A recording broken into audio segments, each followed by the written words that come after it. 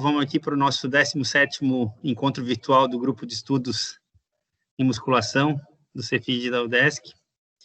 Então, muito boa tarde a todos vocês, obrigado por tirarem um tempinho para aparecer.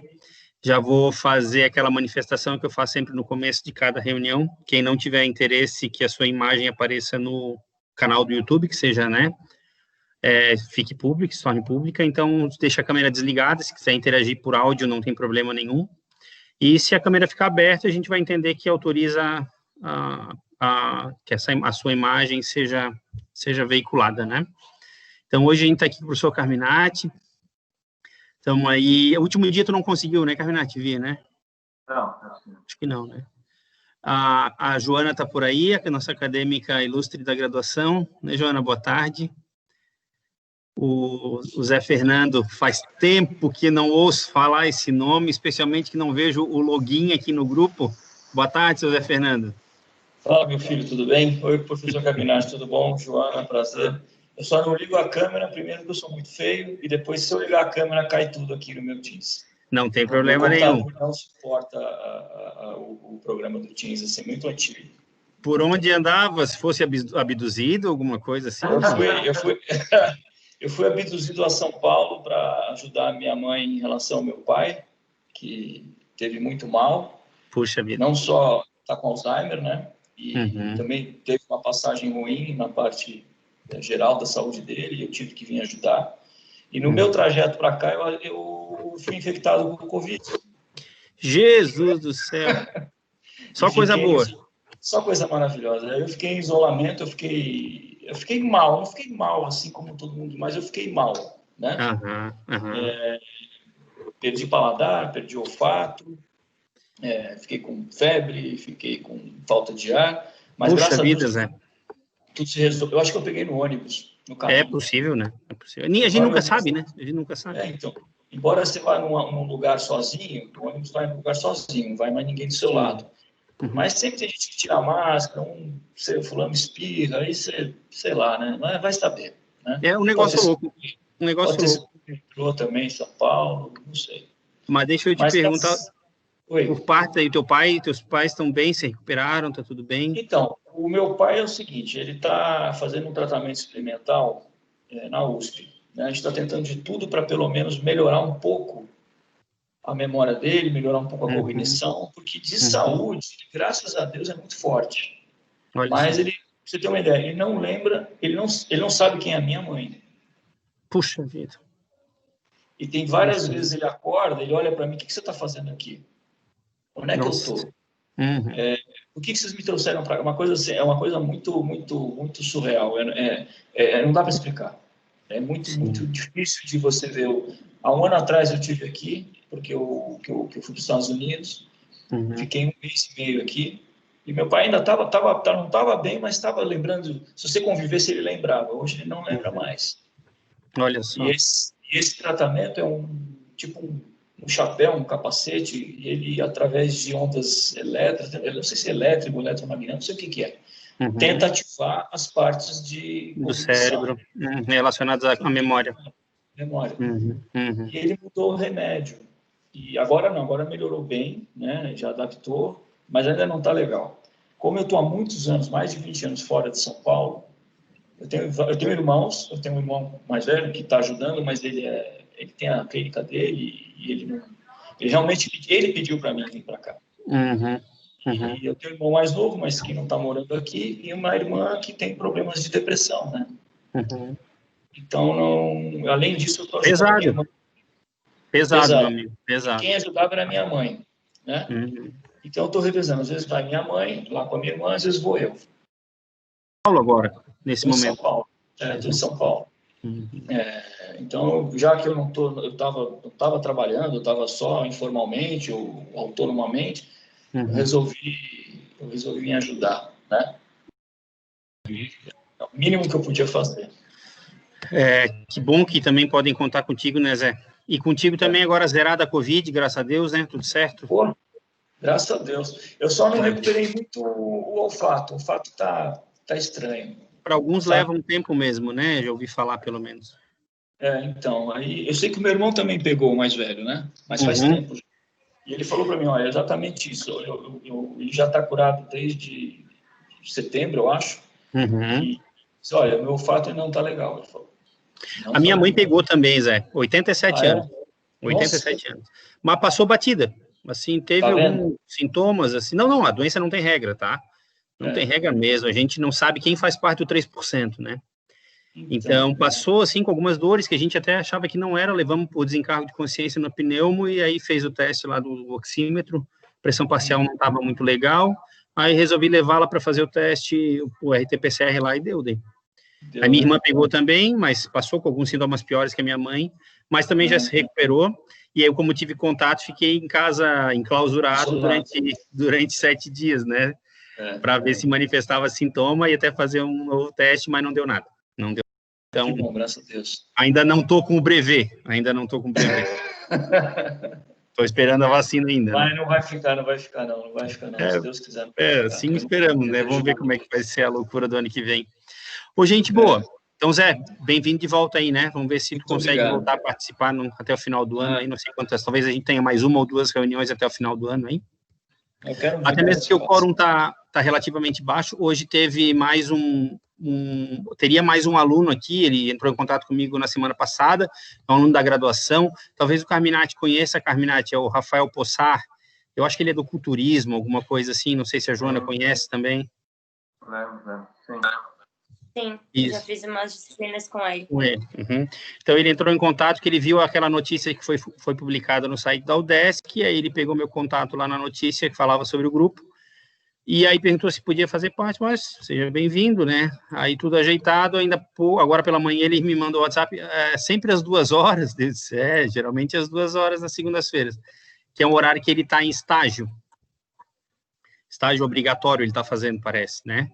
Então, é provável que ele não fique com a gente, né? Hoje já não está aí. Então, já são 2h08, quem entrou. Eu vou manter aquilo que eu tinha, né? Até um compromisso que eu assumi comigo mesmo e com a universidade, de estar disponível nesse horário, né? Para a gente se reunir com quem tivesse interesse. A gente não pode exigir a participação de todo mundo, né? Eu até pensei em algumas estratégias diferentes, mas não deram muito fruto, vamos dizer assim, né? Então, a minha proposta é essa, a gente vai continuar aqui, quem tiver em condições de conversar um pouco sobre o exercício resistido, a musculação, às segundas-feiras a gente vai mantendo, talvez, como eu disse, talvez mais 1 ou 2 reuniões até o final do ano, porque aí realmente a demanda já muda também, já vai encerrando o ano letivo, inclusive, né? Eu tenho uma previsão, Carminati, eu acho que é lá para o dia 20 também, né? Dezembro. Eu acho que encerra até antes, mas é 18, por aí, é uma sexta-feira, acho que... Uma sexta-feira, daí provavelmente eu vou retomar de novo só em fevereiro os encontros, né? Então, vou levar até lá mais 1 ou 2 reuniões. Até foi legal o Zé falar, legal o tema, né? Não legal o que aconteceu com ele, infelizmente, com a família, né, Zé? Eu quero dizer que seria uma oportunidade até, se a gente pudesse discutir um pouquinho, de repente, o Alzheimer e as perspectivas que se tem com relação ao exercício físico, né, na prevenção e tratamento. Seria uma coisa bem bacana de se fazer, mas para isso a gente teria que ter um grupo bem maior, né? Alguém que estivesse mexendo com isso, de repente chamar algum convidado, alguma coisa. Até se tu tiver alguém, Zé, fica a proposta aí, né? Já que tu lida com essa situação no teu dia a dia. Se quiserem, tu mesmo quiser fazer um relato, alguma coisa para deixar no grupo, é uma coisa bastante interessante, né? Deixar como é que são as características principais no dia a dia de quem lida, né, com familiares próximos, e de repente alguma leitura que tu tiveres, ou algum interessado que tu tenhas conhecimento, que gostaria de falar no grupo, né? Para ficar ali no nosso banco de dados de vídeo, né, disponível para quem quisesse assistir. Seria uma coisa bem legal. Então, se tiver alguém, se por acaso conversar com alguém que tem interesse, só dá um toque daí, tá, Zé? Tá bom, pode deixar. Vou ver aqui no pessoal da USP se alguém tem vontade de explanar. Tem um pessoal bacana lá, da físio, da medicina, óbvio, né? Eu só não encontrei nenhum educador físico. O ideal seria até o pessoal da educação física. Oi, Carminati. Esse tratamento alternativo, a experiência que pelo pouco que conversei com o Zé, e imagino que seja o que o Valdeci Fosa, lá de Caxias, que ele trabalha com neurobiofeedback. Mais ou menos deve ser essa a situação, né? Que é são profissionais ou da psicologia, raramente educador físico, mas no caso do Valdeci, ele é educador físico, só que sempre gostou da fisiologia e foi fazer um mestrado em psicologia lá com o Takassi, lá na Federal. Lá ele conheceu esse método e se tornou um autodidata e hoje é um dos caras que talvez mais entende dessa área e tem mais de 10 anos atuando com a clínica dele. Até já teve numa disciplina minha, mas bem no início, a primeira turma que eu tive a disciplina da pós, ele veio encerrar a disciplina falar sobre esse treinamento. Ele chama de treinamento cerebral, não é terapia, embora pareça... Ele chama de treinamento. Como sessão, ele chama de treinamento cerebral. É um treinamento que é dado ao cérebro, né, através do biofeedback. Para ficar no escopo do profissional de educação física, né? Ele chama de treinamento. Mas, na verdade, ele justifica porque, assim, o que ele faz é dar tarefas e ensina o cérebro a reagir e corrigir os erros que ele mesmo cometeu. E uma coisa interessante, a concluir, que ele, ao tentar nos mostrar como é esse método, como funciona, ele disse, olha, o cérebro, ele comanda tudo no nosso corpo. No entanto, ele não tem um feedback, ele não se enxerga o que ele faz de certo ou errado. Então, esse treinamento, esse método, é uma espécie de espelho para o cérebro. É dado a ele a chance de ele se enxergar o que ele está fazendo e o que ele precisa fazer de diferente, o que ele precisa corrigir. Então, esse método tem essa proposta, né, de dar tarefas para treinar e recuperar esse cérebro dentro do possível com o feedback que é dado pelas ondas eletromagnéticas. É quase um eletroencefalograma, mas o método é bem assim, com eletrodos, né, só colados nos pontos do cérebro ali específicos, e aí um software que gerencia aquilo que é dado a ele como tarefa. Então, é interessante. Porque ele vai agir na causa, né? E não nas consequências, como a medicação, ela às vezes ela até é inevitável, no conjunto do processo de melhora do paciente, ou de controle, né, da doença, enfim. Sim. Entra com o processo terapêutico. Mas o que é realmente o grande diferencial é atuar na causa, tentar reverter lá na causa e não amenizar as consequências apenas, né? Muito bacana saber que é um profissional de educação física, né, que está, querendo ou não, despontando aí nessa área, muito legal. Eu tive conhecimento desse, bem superficial, né, Carminati, não tanto quanto tu estás explicando. Tem um mestrando do Caputo, ali, professor do Cefid, o Caio, eu acho que ele começou algum tipo de iniciativa parecida, eles queriam fazer alguma coisa parecida, desenvolvimento, inclusive, do sistema de aquisição, né, de feedback, né, para retroalimentação. E aí ele me explicou mais ou menos como é que funcionava, então eu sei mais ou menos do que tu estás falando, né? Eu achei muito legal e muito difícil, né? Turma, né? Quem era mestrando, doutorando? Era o Caio, acho que era o Caio. Não era nem projeto, era um projeto paralelo. O Caio devia estar naquela aula, foi basicamente o grupo do Caputo inteiro. Então é isso. Eles assistiram essa palestra, tivemos uma parte prática, era aula presencial ainda. Fizemos uma prática, o pessoal conheceu aí, ele veio lá de Caxias e trouxe o equipamento e fizemos uma experiência. Pode ser até, eu não sei se talvez para esse ano, se ele teria ainda a agenda, mas nessa sua sugestão aí, numa ideia assim, para também, claro que aí teríamos que combinar para ele talvez falar dos poucos que a gente está tendo no grupo, né? Se fosse abrir para uma aula que a gente conseguisse trazer uma turma maior no CEFID. A gente amadurece para o ano que vem, daí. A gente amadurece, vamos vendo, né, vamos estudando a possibilidade. E, claro, né, seria muito bem-vindo. A gente tentaria, claro, fazer alguma relação com o exercício resistido com a musculação, né, para ficar dentro, mais ou menos, da perspectiva do grupo de estudos, né. Mas eu acho uma baita ideia, Carminati. Legal. Então, vamos tocar ficha no assunto de hoje. Na verdade, eu não mandei assunto para o grupo, né. Eu só botei ali no final da manhã um artigo relacionado àquilo que eu queria conversar, e eu tinha pensado inicialmente mesmo mais um bate-papo mesmo, né, um bate-bola aqui, Nós estamos em 3 profissionais, e mais a Joana, que é praticamente já profissional, né, está nos últimos anos aí, já está atuando, né, com estágio, com coisas, né, Joana? Então, já tem alguma experiência para nos trazer também, que é justamente um dos pontos mais importantes que eu vejo na prescrição, né, o manejo da carga, né, como é que a gente faz para ajustar, para regular, se esse ajuste está relacionado à condição física, se é psicológica, se é um mix, né, de estratégias que a gente pode usar, se são estratégias, métodos psicométricos, se são realmente mais objetivos e menos subjetivos, se tem número envolvido mesmo, se depende mais do orientado. Se são receitinhas de bolo que o pessoal segue sem questionar. Sem questionar, perfeito, Carminati, perfeito. Se são receitas, né?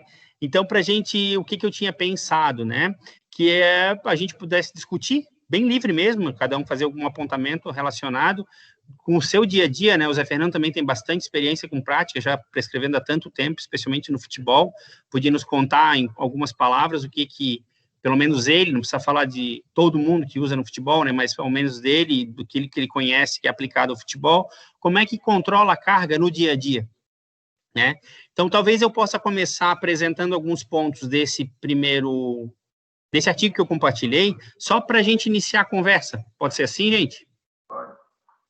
Então, tá, eu vou abrir o arquivo ali, e só para sublinhar alguns pontos interessantes, a gente pode emendar a partir dali. Vamos fazer um encontro rápido hoje, está todo mundo com as suas tarefas, Só não sei por que ele... aqui, eu tenho que fechar e abrir de novo. É uma coisa impressionante. As rotinas dessas últimas aulas, eu estou tendo problema. Esse amanhã não dá problema, né, Joana? Não, rapaz, assim, ó, eu já tinha deixado aberto para ficar no ponto, né? Mas ele não achou agora. É como se ele fizesse uma atualização do cache que tem no dispositivo naquele minuto ali, né? Vamos ver se agora ele vai encontrar aqui. Janela do... agora ele reconheceu. Que loucura. Vamos embora. Só me digam a hora que aparecer na tela para vocês aí. Apareceu. Fechou. Apareceu. Joaninha, tá nos ouvindo?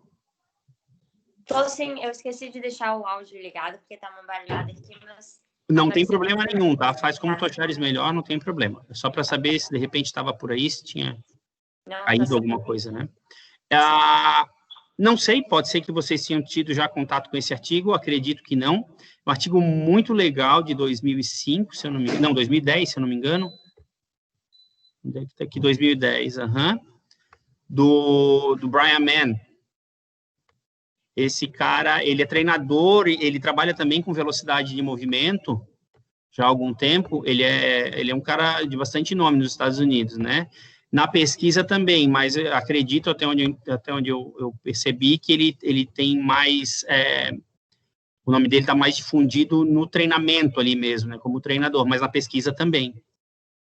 E esse artigo, justamente, ele aborda esse tópico que a gente quer conversar um pouquinho hoje, que eu propus para a gente conversar, na verdade, né? Então, o efeito do exercício resistido progressivo autorregulatório, que ele chamou, né? Versus uma linearização, a periodização linear, né? Na melhora da força em atletas universitários. Então, é muito bom, é rápido esse artigo, vocês vão ver que aqui em cima tem 6 laudas com as referências, né? Então, é um artigo super rápido de ler, 1, 2, 3, 4, 5 laudas. Termina, ainda tem tabelas, ele é bem rápido de ler, né? Então, eu achei muito bacana, quem tiver interesse, mostra uma perspectiva diferente da tradicional, é um artigo que não é tão novo, né? Mas, ainda assim, essa perspectiva da autorregulação, ela remete àquilo que o VBT hoje, na minha opinião, ele traz com muita solidez, né? Com muita competência. Identificar a capacidade... sempre é física, né, mas então a gente não consegue mapear de onde é que vem a distorção, eventualmente, na capacidade física, se ela é de origem psicológica ou se ela é realmente física, né, relacionada ao treinamento, ao acúmulo da fadiga, por exemplo, né, mas, de qualquer forma, o VBT, ele consegue hoje, com muita competência, trazer esse diagnóstico, se for feito no início da sessão ou no final, né, no que diz respeito à competência motora, né, do indivíduo, para realizar uma determinada tarefa. Se é o VBT com base na velocidade de movimento desenvolvida num determinado exercício. Se isso é usado no começo, depois a gente pode ir conversando mais a respeito, né? A gente tem, se é usado no começo da sessão, a gente pode ter o baseline daquele atleta, o quanto ele está habituado a oferecer, né? A disponibilizar de desempenho numa determinada sessão, e quando aquele desempenho na hora do teste estiver acima ou abaixo, a gente toma, então, assume estratégias de ajuste de carga de acordo com o desempenho demonstrado. Eu vou chamar a atenção aqui, e os autores, na minha opinião, foram muito felizes em trazer nesse ponto o nome do Hans Selye, né, que vocês devem ter tido contato na graduação, eu não tive, fui ter depois, que é um dos pais da lei da adaptação biológica, né? Então, é do Hans Selye, dizendo o que essa lei trata, como a gente sabe, que o organismo reage ao estresse, o organismo estressor, para promover a adaptação. E no que diz respeito ao exercício físico, particularmente, o exercício em si, a carga, por consequência, ele é o agente estressor. De maneira que esse SAID aqui, né, é a sigla. Então, vão acontecer adaptações específicas para demandas impostas.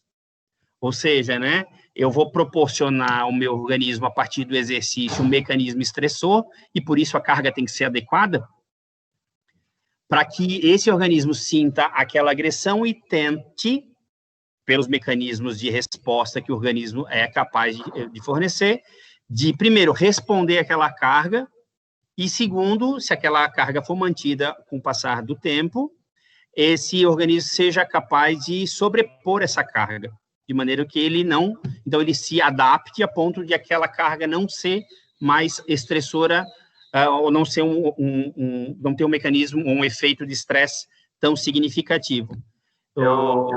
Pode falar comigo.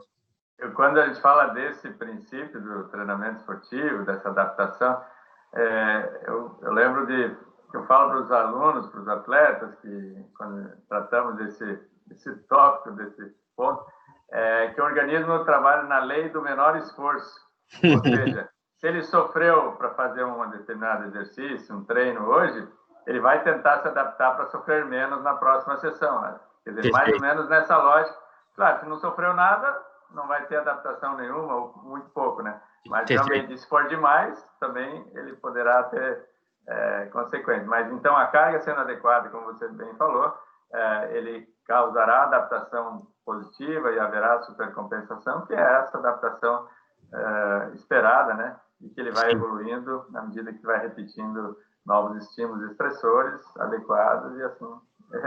Mas a ideia é que eles pensassem assim, o organismo vai tentar justamente se preparar e responder.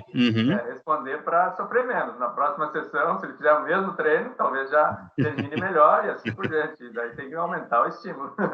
É como um mecanismo de resposta a um vírus, a uma bactéria, né? Ele vai usar todas as estratégias que tem para combater e se adaptar a esse agente, né? E nesse nosso caso, a gente está falando especificamente do exercício. Falou o nosso professor da cadeira de treinamento esportivo. Obrigado, Carminati. Show de bola.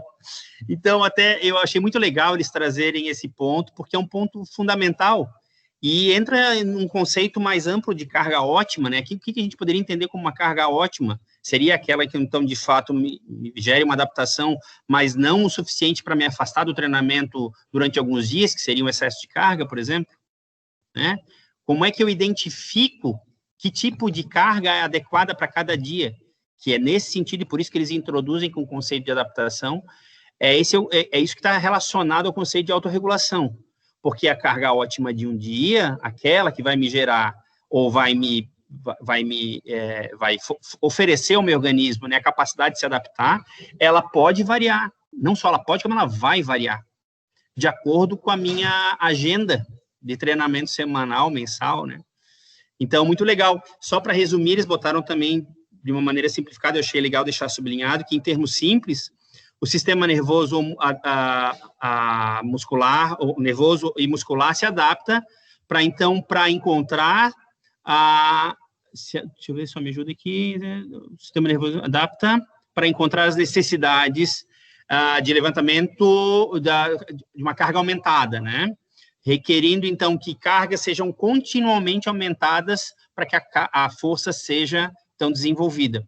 É nesse sentido, se a gente quiser adaptar e continuar com a adaptação do sistema nervoso, visando aí justamente uma melhora na capacidade, nesse caso, eles estão falando especificamente em relação à força, então a gente precisa continuamente oferecer ao organismo cargas aumentadas. Só que a gente sabe que não é necessariamente, de repente, eu conseguisse... Oi? Não é necessariamente a cada sessão que isso acontece. Exatamente, né? Não é a cada sessão e não é all year long, que tu vai precisar dar uma segurada na carga, né? Para permitir justamente a supercompensação, que é aquilo que a gente espera depois de um período determinado de treinamento. Então, se a gente aumentar indefinidamente, né, aumento de carga, esse mesmo indivíduo, ao invés de se adaptar, ele pode entrar num estado de overheating, overtraining, e aí as consequências para o treinamento, especialmente se for atleta, elas são muito complicadas. Vai tirar ele do jogo, né? E lembrando, se a gente não precisa falar só de atleta, quando a gente pensa em carga ótima, é uma bandeira que eu sempre levanto, o treinamento voltado à saúde, e ainda se a gente falar em idoso, isso fica mais importante ainda, a importância que deve ser dada à qualidade da carga e do ajuste dessas cargas, sessão a sessão, semana a semana. Como é importante a gente determinar bem essas cargas para permitir, primeiro, que a gente se planeje, e segundo, que a gente esteja pronto a trabalhar com o indivíduo da forma que ele pode num determinado momento. Não adianta, nesse sentido, a gente acreditar que só o estímulo, né, ou o incentivo verbal, vamos, né, bem coach, né, ou coaching, nesse último modelo que a gente, né, então, com relação a superar as barreiras limitantes aí, que virou moda agora. Não, tem fenômenos biológicos que vão interferir realmente nas respostas que vão além da condição psicológica do indivíduo. Essa é, pelo menos, a minha interpretação. Inclusive, se a gente tentar ultrapassar essas barreiras num determinado momento, até mesmo, né, com a anuência da capacidade psicológica do indivíduo resistir ao estresse, por exemplo.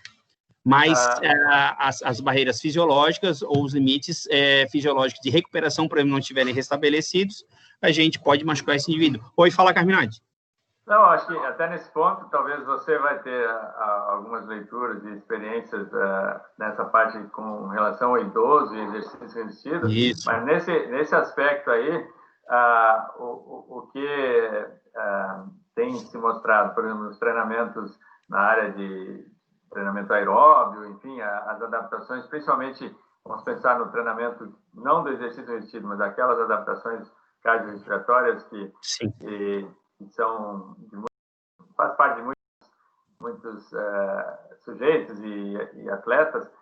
O que se tem mostrado é que em sujeitos mais idosos, né, os masters, os veteranos, eles precisam fazer estímulos mais intensos e mais espaçados para ter o mesmo ganho de adaptações que eles tinham enquanto mais jovens, dos adultos jovens. Por quê? Porque eles têm um tempo de recuperação mais lento, porém, como tem menos, talvez, várias adaptações que são mais favorecidas, né, enquanto mais jovens, já não estão acontecendo da mesma forma depois de uma certa idade. Então, o estímulo naquele nível que um adulto jovem treinava, causava adaptações, e lá mais na frente isso é necessário. Então, treinos até um pouco mais intensos e, no entanto, mais espaçados. Então, a necessidade tem até esses ajustes que eu, particularmente, depois que soube disso, venho buscando isso. Treino menos vezes, mas quando treino mais intenso, porque eu estou nessa categoria aí, Master C, indo para o veterano, né? Master C de campeão, não vem essa, não. Master C de campeão. Master C2 já, na próxima já vamos pro veterano. Show de bola, Carminati. Isso é muito legal, né? Tu conseguir... Isso é show de bola. conseguir traduzir para o teu treino a tua experiência não só de atleta, mas como de profissional, né, competente do treinamento. Isso é muito legal, muito legal. Eu acho que no exercício resistido isso, tu tem leituras assim, tem visto aí essa lógica também acontecer? Na verdade, a ideia do treinamento resistido, tu diz com relação à distância entre os estímulos? De mais intensidade para gerar as adaptações que são necessárias e mais espaçados, porque o tempo de recuperação é maior nos idosos. Tem isso também nos exercícios? O Carminati, eu não tenho leitura, pelo menos que me ocorra agora, mas com certeza tem trabalhos, porque a gente não alcança tudo, né? E especialmente modelos de periodização, talvez seja o que eu leia menos.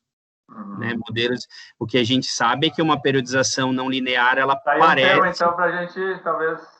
Explorar. Dar uma explorada, né? Acho que sim. Eu digo assim, uma limitação minha, né, com certeza tem produção acadêmica nesse sentido, né, eu que tenho as minhas limitações, que a gente acaba selecionando, né, por bem ou por mal, aquilo que a gente vai ler ou consegue ler, né, e está a fim de ler, vamos dizer assim.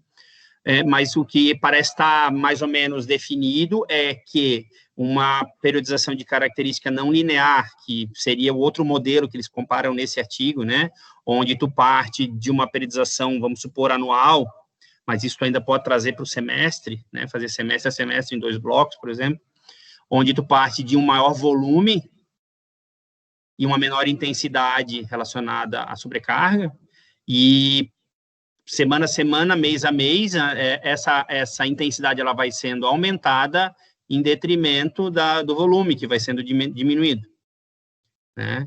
Então, priorizando o aumento sempre em intensidade e redução de volume, até o período competitivo.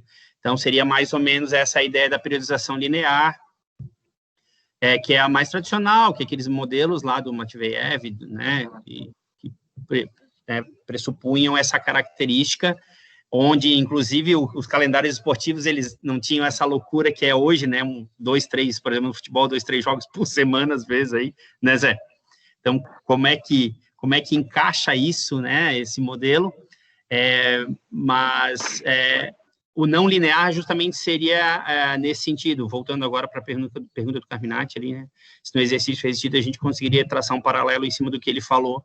Então, o não linear seria uma variação nessa intensidade já dentro de cada semana, e sempre a intensidade relacionada ao número de repetições realizadas por série, que, por sua vez, ajudariam a mapear o percentual mais próximo ou mais distante da carga máxima, e por isso, né,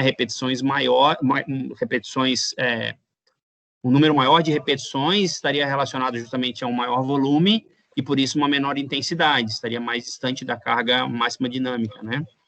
Ao passo que séries de repetições menores ou menos repetições por série, a intensidade seria maior justamente por estar mais próximo essas cargas da carga dinâmica máxima. Então, é isso que os autores tentaram verificar nesse estudo, e ele tem algumas limitações, inclusive descrita, às vezes ele não é muito claro, se vocês forem ler, vocês talvez tenham a mesma impressão que eu. Então resumindo, eles propõem, dentro do mesmo microciclo, variar a carga em relação a essa carga, a combinação, né, que vai gerar a carga do treino, hora aumentar volume e diminuir intensidade, hora aumentar a intensidade e diminuir volume, dentro do mesmo microciclo. Essa variação, é isso que eles propõem? Não, na verdade, isso está dentro do argumento que eu usei para tentar te responder, dentro da minha perspectiva, né, as diferenças entre uma periodização linear e não linear dentro do exercício resistido. O que eles tentaram fazer aqui é um modelo de periodização comparado com o linear, mas que não é o linear, onde eles fazem um ajuste diário em cada sessão das cargas. Porque quando a gente faz um planejamento longitudinal que seja linear, tu vai prever as cargas e tu vai seguir uma planilha esperando aquelas adaptações, ou seja, tu assumes a priori que o indivíduo está sempre melhorando o condicionamento ou a condição física para estar respondendo às cargas. Então, o que os autores fazem com essa periodização, e esse modelo que eles propõem aqui do APRE, né, que é oh meu Deus, esse método baseado na autorregulação, é onde o indivíduo, num determinado dia, ele precisa ser testado para ver se ele está competente para responder à demanda que estava sendo esperada para ele dentro daquele modelo que havia sido proposto. Não sei se me fiz claro, Carminati. Então, não é uma comparação entre não linear e linear, os dois, ambos clássicos, né? É a comparação do linear, uma periodização de característica linear, pensando simplesmente na progressão contínua da intensidade, com redução progressiva no volume. E sim, contrapondo ou comparando como é que seriam, ou como é que seria o resultado, o que aconteceria a partir de uma periodização onde, ao invés de eu simplesmente estabelecer as cargas, se eu usasse um modelo que me permitisse ajustar essa carga no dia a dia, com base na condição de cada atleta. Vamos ver se eles deixam isso mais claro aqui no objetivo, né? Então, a proposta desse estudo é comparar o efeito de um treinamento a pré, que é o autorregulatório, né? Com um programa de treinamento com progressão linear, né? Na melhora da força na NCCA aqui, né? Que é a National Collegiate Athletic Association. Então, do futebol americano aqui, claro, né? Em 6 semanas. É um período relativamente curto, mas eles fizeram entre ali durante a pré-temporada, né? Então, eu vou passar mais rapidinho agora para os resultados, porque daí a gente pode discutir também e vocês darem a opinião de vocês. Só chamando a atenção, porque é um artigo que a Joana está escrevendo para o TCC dela, e aquilo que a gente chamou atenção em acho que foi no nosso último encontro. Não, o Carminati estava assim, que a gente falou da relação entre percentuais de um RM e número de repetições, onde o uso concomitante, né, de número de repetições e percentuais de um RM, ou seja, estabelecer um percentual de um RM e, além disso, estabelecer o número de repetições a serem realizados com aquela carga, poderia, então, levar a inadequações. Aqui eles fazem isso. Só que eles fazem de uma maneira um pouquinho diferente. Eles fazem com 50% da carga que seria esperada para séries de 6 repetições máximas. Eu não vou passar pelos detalhes, quem tiver interesse vai atrás, tá? Para ler o artigo, ele é um artigo rápido de ler, pelo menos, tá? Então, para não ficar debatendo muito essa questão, ainda que a gente possa, tá? Eu posso explicar o método, se vocês tiverem interesse, rapidamente eu posso explicar, também não me custa nada. Esse método, ele fica assim, ó, vocês vão ler o artigo, vocês vão ver. Seriam 4 séries para o grupo relacionado ao protocolo com autorregulação. É diferente do protocolo usado lá para a periodização linear, onde eles fizeram uma estratégia própria, com progressão da intensidade, semana a semana, e redução do volume, tá? Então, primeira série, 10 repetições com uma carga de 50% da carga prevista para 6 repetições máximas, de cada indivíduo, claro, né? Uma segunda série com 6 repetições realizadas com uma carga de 75% da carga esperada para 6 repetições máximas, claro, de cada indivíduo. E uma terceira série, então. Essa terceira série, ela é feita até exaustão. Eles usam failure, né? Então, provavelmente até praticamente uma falha concêntrica aí. Então, 6 repetições máximas. Então, a partir dessa terceira série, dependendo do número de repetições que o indivíduo conseguisse realizar, ele teria um ajuste acima ou abaixo, aqui está em libras, né? Um ajuste na carga para cima ou para baixo, para ele fazer uma 4ª série, novamente até a exaustão. Então, não sei se ficou claro. Por exemplo, na terceira série, vamos considerar essas 2 séries aqui como um aquecimento, né? Então, na terceira série, digamos que ele foi fazer uma série até exaustão. Ele fez 3 ou 4 repetições, de 3 a 4. Para a 4ª série, ele teria que acrescentar nenhuma carga ou então diminuir 5 libras. A gente pode traduzir isso aqui como mais ou menos metade, então 2,5 kg, tá? Em libras, a conversão aí para quilos, né? 1 libra tem 450 gramas. Mas vamos considerar metade aqui para ficar mais fácil. A 4ª série, então, ele seria utilizado o desempenho, o que acontecesse na 4ª série ia ser novamente ajustado para poder estabelecer as cargas para a próxima sessão de treino, né? Isso eles fizeram no supino, fizeram no agachamento. E fizeram outro teste adicional ali, que é número máximo de repetições. Vladimir, qual o percentual de um RM que mais ou menos coincide com 6 repetições, ou que representa a possibilidade de fazer 6? Se a gente tivesse que puxar lá na tabelinha, né? Tá. Mas a grande discussão é que não dá para amarrar, né? Essa vai ser a grande discussão do trabalho da Joana ali, né, Joana? Vincular ou universalizar um número fixo de repetições para um determinado percentual de um RM. Então, quando tu me perguntas quantas repetições é possível fazer com... tu me perguntaste qual é o percentual relacionado a 6 RM? Porque eles colocam, então, porque eles tinham uma expectativa de o que era... Eles fizeram o teste de 6 repetições máximas. Eles sabiam quanto era a carga. Tá. Eles então sabiam. É individual. No caso é individual, exatamente. É a carga relacionada a 6, por isso que eles erram menos, inclusive, né? Eles trabalham com o número de repetições e não com o percentual relacionado a esse número. Tá. Pensei que tinha pego daquela tabelinha, então não. Então foi... Exato, que é o grande, na minha opinião, né, conflito que existe, né, em tentar juntar numa mesma série, né, tentar utilizar número de repetições e percentuais para prescrever, ou seja, limitar ou determinar a duração de cada série com base no percentual de um RM. Então, digamos que esses 6 RMs correspondessem, em média, para uma população de exercício supino reto, a uma carga de 92, 93% de um RM, vamos dizer, 90, 92. Teria indivíduos que fariam mais repetições que 92% de um RM, outros indivíduos fariam menos repetições e com uma variação bastante grande. Um dos resultados do trabalho do Jairo é justamente esse, que também vai render um artigo, viu, Carminati? Como variou, né, que é onde a Joana está entrando agora com o TCC dela, aproveitando esses dados para a gente tentar publicar. Como variou o percentual de um RM de indivíduo para indivíduo, todos acima de 60 anos, né? Variou, assim, absurdamente, a ponto de ter gente fazendo 2 repetições, ter gente fazendo 9 repetições. Uma coisa, assim, absurda mesmo. Vou adiantar já um negocinho que tem uma equação de estimativa que funcionou absolutamente bem para a estimativa de um RM, mas eu vou deixar nos bastidores aí para a gente conversar depois, tá? Que vai dar uma publicação isso aí, vai ser bem legal, que está dentro do trabalho da Joana.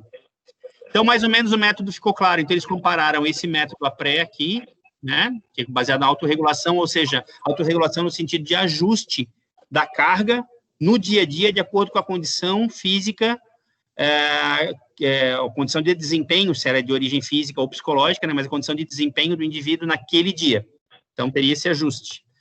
O que os autores identificaram lá para os resultados, tá aqui as tabelas, né, que com relação à força, né, com relação ao baseline, antes e depois tinha diferença, né, na força entre os dois grupos, por exemplo, os que treinaram com um método e com outro método. Depois do estudo já não teve mais diferença. Justamente porque isso aconteceu, que, segundo os autores, usando o método baseado na autorregulação, teve um aumento na força no supino, deixa eu baixar para cá, eles chamaram de força aqui, que isso aqui é o que geralmente a gente utiliza esse strength, ao invés de force, né? Force se usa quando a força é dinâmica. Então, nos artigos, quando vocês virem strength colocado, está relacionado à força dinâmica, e quando é uma força isométrica, vocês vão ver isso como force. E a unidade para força é Newton. Geralmente, strength a gente vê colocado como quilogramas, mas como é com base, quando se falar em força, é um critério dessa revista, não sei se hoje em dia eles ainda estão usando isso, falou em força, tem que apresentar Newton, né? Então, aqui em newtons, mas se dividir por 10 aqui para arredondar, seria uma diferença de 9 quilos, um aumento de 9 quilos em média, na média da força, né? Ao passo que para o grupo da linearização, periodização linear, não teve aumento. Para o agachamento, então, não teve diferença, se eu não me engano. Não, teve diferença, né? Demonstrou maior aumento, né, na força, tanto no supino quanto no agachamento. Aqui, 192 para o agachamento e 155 no agachamento para o APRE e 155 no agachamento para a periodização linear. Também deu diferença no número de repetições, ou seja, o grupo que treinou periodizando de maneira a ajustar a carga de sessão a sessão, foi competente para realizar no final do estudo um maior número de repetições com uma carga fixa, daqui a 225 libras. Isso vai dar mais ou menos 104 quilogramas, né? Então, fazer supino, séries até exaustão com 104 quilos, que é um teste específico dessa associação americana lá, universitária lá de futebol, que a gente citou ali em cima. Né? Então, eles sugerem o quê? Que o período aqui, a off-season, lá, logo antes da pré-temporada ali, né? Ele é muito curto e é difícil conseguir adaptação na força, porque é muito, muito curto o período de treinamento. Então, eles recomendam usar esse modelo de periodização, baseado, então, na autorregulação, dentro do modelo que eles sugeriram aqui, para ter mais benefícios no que diz respeito ao aumento da força. Então, de novo, né? Dentro desse universo que a gente prescreve, a força é uma das capacidades físicas que a gente pode ter como objetivo do treinamento. Então, nesse caso, eles tiveram, o foco deles foi força, mas se fosse potência, não sei, daí eu não me lembro de ter visto um artigo usando mesmo a proposta para estímulo da potência, por exemplo, que até mesmo não necessariamente o cara ficar mais forte, ele vai necessariamente ficar mais potente, se ele não tiver um acompanhamento concorrente de melhora na produção da velocidade do movimento. Que para isso o VBT, de novo, vem como uma ferramenta espetacular. Eu vou parar de compartilhar. Alguém quer fazer alguma pergunta do artigo aqui que eu possa buscar agora, ou eu posso fechar? Tá, essa autorregulação reforça aí o que se tratava a autorregulação. Essa autorregulação é justamente o modelo que prevê o ajuste, né, dia a dia. Tá. O Vladimir, Oi. Eu queria ver exatamente o que o Carminati está perguntando. Esse ajuste é feito diário. Então, por exemplo, ele fez a primeira série do primeiro dia. Vamos supor que vai trabalhar a parte de força 2 vezes na semana. Vamos supor. Uhum. E na primeira sessão que ele fez, essa periodização com essas cargas, ele notou que na quarta série um atleta em questão só fez 2 repetições. Então, para a próxima sessão, ele vai diminuir de entre 5 a 10 libras na carga. É isso? Exatamente. Ele vai fazer essas 2 repetições iniciais aqui, é como se fosse um aquecimento, né? De novo, com uma carga, metade da carga esperada para 6 repetições, depois 75% da carga esperada para 6 repetições, e depois ele faz uma série até exaustão. Nessa série até exaustão, o coach ali, o treinador, vai ficar atento. Se ele fizer entre 5 e 7, lembrando que o esperado era ele fazer 6, certo?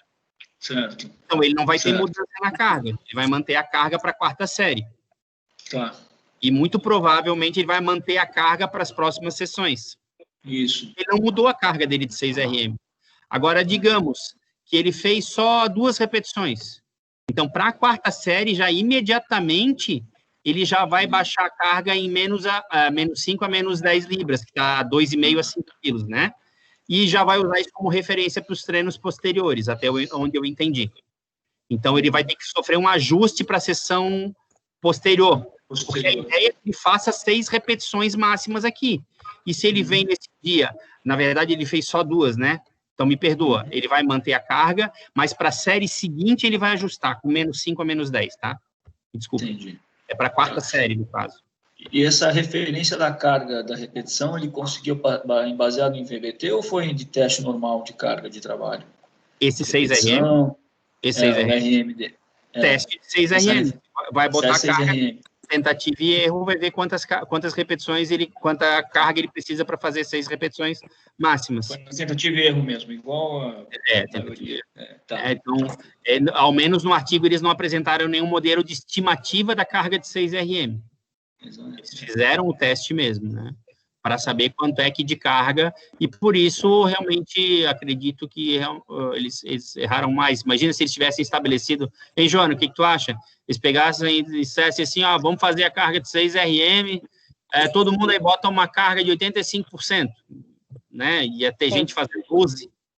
Isso. Claro. Né?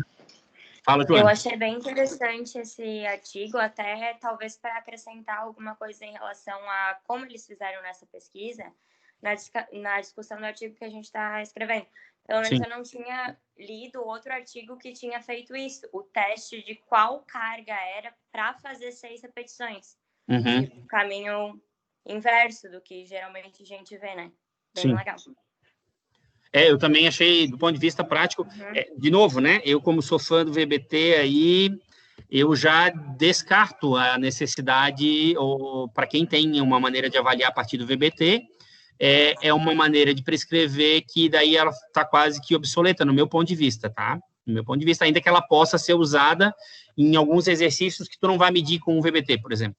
Mas tu tem, especialmente se tu tem o transdutor de posição, um encoder na mão, fica muito mais fácil tu ajustar pela velocidade, porque ela é imediata, não precisa ficar fazendo várias séries para tentar estabelecer alguma relação com quanto de fadiga ele está apresentando. O feedback é imediato, que é uma das propostas do VBT. Né? E aí, no caso, se eu fosse trabalhar dessa maneira como esse artigo, todos os dias eu teria que fazer isso, né? Exatamente, todos os dias. Claro. E aí tu terias um acúmulo de... Tá certo que isso aqui entra como treino, né? De alguma forma, né? Essas 2 séries. Mas convenhamos, isso aqui é uma série bastante leve, né? Fazer 10 repetições com uma carga de 50% de 6 RM é uma carga leve. Aqui é uma carga também que não é pesada, ainda que 6 repetições com 75%, tá sobrando ainda. Aqui ele tem uma série máxima e aqui ele tem uma série máxima, que é a 3ª e a 4ª, né? 3ª e 4ª são séries até exaustão, que é um outro problema, né, gente? Fazer todos os dias durante 6 semanas é relativamente pouco, mas fazer séries até exaustão, é uma pena que o rapaz do fisiculturismo não está aqui para nos dar um feedback de como é que é a rotina do culturista, que em geral o que a gente vê, e não é um universo que eu acompanho, ele por sinal é bem distante, né, do universo que eu acompanho e do que eu pratico, mas em princípio as séries são realmente muito intensas, levadas até exaustão, né, muita fadiga metabólica em cada série, visando não só a hipertrofia ali sarcomérica, mas sarcoplasmática também. Então, é um outro universo. Então, só para pedir o feedback dele, que é o Rafael, com uma pena que ele não está, depois talvez ele veja o vídeo e no próximo encontro ele comente, vamos ver. Justamente como é que fica quando a gente treina todos, imagina, 3 treinos por semana, 4 treinos por semana, braço e perna, peito e pernas, por exemplo, aqui, treinando 2 séries até exaustão, né? Como é que seria essa resposta? Será que a gente aguentaria bastante bem? Vão ser só esses exercícios? Eu vou ter um conjunto de 3 exercícios para cada grupo muscular, por exemplo, e aí eu vou ter 2 séries máximas em cada exercício? Não vai dar, esse meu atleta vai entrar em overheating bem rápido, é bem provável. Então, seria bacana o ponto de vista dele, né? O pessoal voltado à saúde, que eu estou mais acostumado, saúde é estética, né? Não culturismo, mas estética. Ou trabalhar com séries máximas recorrentes, assim, o tempo inteiro, o negócio não funciona muito bem, não. Tem que deixar sempre uma reservinha de força, mas depois eu posso colocar algumas particularidades daquilo que eu entendo, como é que eu tenho levado aí no dia a dia, algumas coisas que eu faço, né? Tá? Eu vou fechar o compartilhamento aqui, tá, gente?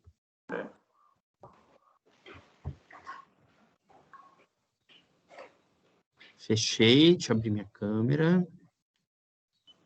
Joana, para mim, aparece só o teu queixo. Sério? Uhum. Não sei se é só para mim. Não sei se é só para mim. Não, tá um pouco fora de... melhorou. Pareceu um pouco mais... Assim antes? Não estava bem enquadrado, mas... Eu não tinha te visto. Mas se a tua intenção é não aparecer, não tem problema, tá? Pode deixar só o queixo para mim, não foi mal. Para mim parece que eu tô aparecendo. E eu não mexi o celular, tipo assim, tá no mesmo lugar. Tá, eu agora não tô te vendo, mas não tem problema nenhum, tá? Melhorou? Eu não vejo. Eu não vejo ninguém. Agora é o Teams. Isso aí é o Teams. Meu Deus, porque eu tô me vendo. Eu tô vendo tranquilo aqui. Então é comigo aqui, não tem problema. A Joana só me bloqueou. Tá. Gente boa, o que vocês acharam aí, então? Para a gente conversar uns 5, 10 minutos aí. Imagina, claro, quando se trata de pesquisa, e eles tiveram, claro, a condição de fazer todo esse controle, essa progressão, e esse método é viável. Mas imagino que no dia a dia realmente isso vai complicar. Se eu tiver vários atletas ou vários alunos e querer fazer esse tipo de ajuste. Então, aí vem a pergunta.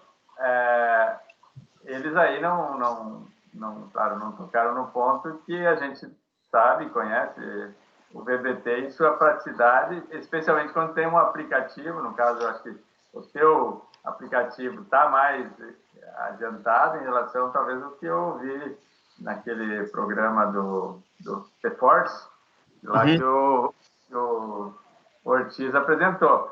Porque você já sabendo qual era o desfecho ou qual a praticidade que você queria dar para quem fosse usar o code, né?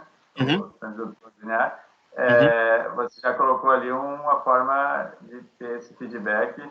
Então, assim, parece interessante que o método existe e dá resultados, você sempre que consegue individualizar, né, e fazer o ajuste dentro de uma lógica científica e não simplesmente no achismo de, hoje estou afim, vamos mudar, vamos experimentar, ou no feeling. A gente sabe que o feeling do treinador vai fazer, sim, ajustes até bastante próximos do que o método objetivamente pode mostrar. Mas ele, em parte, ficaria sempre numa condição de não contar com aquilo que talvez tenha mais certeza de que está evoluindo, o treinador tenha também certeza que está acertando e causando aplicando a carga ótima, né? Então, por mais que muitas vezes no passado e sempre a gente viu, né, os treinadores que não dispunham de ferramentas e possibilidades faziam treinamentos, e hoje ainda fazem, pelo histórico de muitos anos aplicando e muito feeling. Mas hoje as ferramentas estão surgindo, a inovação tecnológica aí do VBT vem para trazer mais elementos e praticidade objetiva de controle, né? Acho que aí é bem importante, é isso que me chama a atenção. Não tenho nenhum problema em aceitar a proposta deles e ver que ela teve um sucesso aí, talvez, na proposta, tem uma boa lógica por trás, né? Mas o problema é operacionalizar isso. Operacionalizar. Tu levantou bem essa questão. Uma coisa é pesquisa, outra coisa é prática, né? Tu levantou bem, que é um dos pontos que a gente quer fazer aqui no grupo, justamente, né? Como é que a gente traduz isso para o dia a dia? Então, quer dizer, tudo que está escrito dá para aplicar? Não, nem tudo que está escrito dá para aplicar, ou não dá para aplicar exatamente como está escrito, né? Eu acho que isso é muito legal de se levantar. É isso. Só puxando, assim, na última aula nossa da quinta-feira passada da pós-graduação, na minha disciplina, o convidado nosso, né, que estava compartilhando seus conhecimentos, sua experiência, ele colocou muito bem que fazer treinamento em cima de médias, né, usar médias e estatísticas, scouts, porque ele estava falando do basquete, mas isso valendo para outros esportes coletivos, né? Então, a caracterização do esforço, o número médio de sprints é tantos, a distância média é tantos metros, e por aí vai. Então, tudo números genéricos, médias. Bom, e aí? Tu vai treinar em cima das médias ou tu vai pegar o teu indivíduo, o teu atleta e vai conseguir individualizar né? Então, é por aí. Temos que partir para essa individualização. Quanto mais conseguirmos, melhor. Então, nos esportes individuais, isso já é muito mais realizado há muitos anos, porque é realmente a condição que sempre se mostrou mais fácil, né, de operacionalizar. Mas quando você trabalha, não necessariamente com um grupo coletivo, que não seria o esporte coletivo, mas numa sala de musculação, num ambiente que você tem muitos alunos, que você precisa controlar várias pessoas ao mesmo tempo, Perfeito. Falou tudo, porque justamente, né, o desafio, eu acho que essa interpretação cada vez está aumentando, ainda que tenha gente resistente, né? As publicações continuam trabalhando em torno de média, porque tu precisa apresentar algum resultado e fazer análises, né, às vezes de protocolos, eficiência e de modelos. Como é que tu vai fazer baseado na individualidade? A ciência não deixa, vamos dizer assim, né? Então, tu vai fazer estudos de caso? Não. precisa poder de estudo, né? Precisa poder estatístico. E aí, nesse sentido, as médias, elas realmente nos ajudam, elas são muito boas. Mas, como diz aquela velha lenda da estatística, que vocês devem conhecer, o Carminato eu tenho certeza que conhece, daquele grande estatístico que morreu afogado no lago que tinha, em média, 1 metro de profundidade. Não conhecia essa história. Mas... Não conhecia? Ela ajuda a ilustrar um pouco isso, né? Que ele tinha, em média, esse lago tinha 1 metro de profundidade no Morro Afogado, porque em algum momento esse lago não tinha só 1 metro de profundidade. Na realidade, e ele não sabia nadar. E faltou o detalhe, ele não sabia nadar. É isso aí. Nota de rodapé. Então, ela ilustra bem justamente esse contexto, né, Carminato, que tu levantou bem, que o desafio, então, se a gente sabe que, apesar de úteis, as médias nos dão uma orientação, nos dão um guia do que seria esperado. Eu tenho, junto com meus colegas, um artigo publicado recentemente que é baseado em médias e em tendência central, para dar uma expectativa de quanto seria esperado, mas justamente para dar um norte e para dizer onde é que aquele indivíduo está situado em relação ao que seria esperado para a média. Mas, a partir do momento que tu precisa dimensionar uma carga que exige uma relação do indivíduo com ele mesmo, justamente para identificar a progressão, tu precisa individualizar, precisa, né, contextualizar e trazer para a questão do indivíduo mesmo. Eu acho que foi bem legal ter falado isso aí, Carminati. E acrescentou bastante. E aí, fala, gente. Eu vou só colocar uma coisa aqui. Para você aplicar esse método aí, realmente, como o Carminati colocou, num grupo de futebol, é complicado. Né? Seria muito interessante, seria você controlar a carga de trabalho de força através desse método, seria interessante para você ter um ajuste, para você ter a certeza de que você está caminhando em relação a um ganho de força, a um ganho de potência, que seja, mas você teria que ajustar também com a outra carga do treinamento que tem no dia, na sessão, porque você também tem elementos de força dentro do métier do futebol, num campo reduzido, no rombo, etc., que seja, no treinamento do treinador. E esse ajuste de carga que é complicado de você levar, e vai variar de grupo para grupo, de treinador para treinador, né? Porque o trabalho do preparador físico, ele vai de encontro ao do treinador, sempre vai ser desse jeito. Então, a minha carga, ela vai se ajustar à carga de treino do treinador. Por isso que você tem que ter uma comissão formada para poder ter esse ajuste bem fino. E em relação às médias, aos números de sprint, números disso, números daquilo, eu não vejo tão assim, não sejam tão importantes. Eu acho que, como você falou, para a gente dar um norte. Aí basta você pegar o que a literatura está te trazendo de médio, o que a literatura está te trazendo de resultados, principalmente nas revisões sistemáticas, principalmente nas grandes ligas onde você tem o ápice do esporte onde você está trabalhando, e você ajustar ao teu grupo. Eu, pelo menos, sempre trabalho dessa maneira. No começo do ano, é aquela bateria de avaliações.